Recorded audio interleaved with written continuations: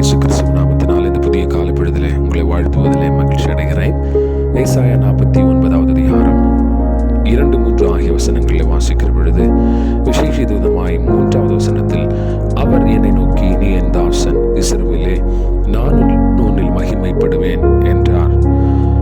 யாக்கோபை பார்த்து, இஸ்ரவேலை பார்த்து ஆண்டவர் சொல்லக்கூடிய ஒரு வார்த்தை, இஸ்ரவேலே நான் உன்னில் மகிமைப்படுவேன். ஆமென். ஏனென்று சொன்னால், நீ என் தாசனாக இருக்கிறாய். அதற்கு முந்தின வசனத்தில் அவரின் வாய் கூர்மையான பட்டயமாக்கி தன் கரத்தின் நிழலால் என்னை மறைத்து என்னை துலக்கமான அம்பாக்கி என்னை தமது அம்பரா தூணியிலே மூடி வைத்தார் என்று சொல்லி வாசிக்கிறோம். ஆகவே இந்த காலை பொழுதில் அருமையான தேவனுடைய பிள்ளைகளே, நீங்கள் அவருடைய பிள்ளைகளாக இருக்கிறீர்கள். நாம் அவருடைய பிள்ளைகளாக நாம் அவருடைய தாசனாக இருக்கிறோம்.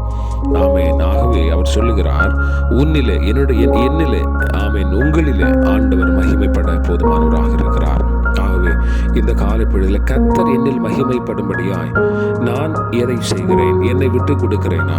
ஆண்டவரே, நீர் என்னை உம்முடைய தாசனாக அங்கீகரித்து ஆமென் என்னிலே மகிமைப்படுவதற்கு நீர் இறங்கி வருகிற பொழுது ஆண்டவரை நானும் இறங்கி உம்மிடத்தில் வருவதற்கு எனக்கு உதவி செய்யும் சொல்லி தேவ சமூகத்தில் இந்த காலை பொழுது ஒப்பு கொடுக்கலாம்.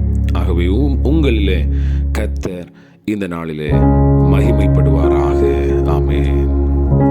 கிருபையுள்ள ஆண்டவரே, உமக்கு நன்றி செலுத்துகிறோம். எங்களிலே நீர் மகிமைப்பட எங்களை ஒப்பு கொடுக்கிறோம். ஆண்டவரே, நீர் எங்களை தெரிந்து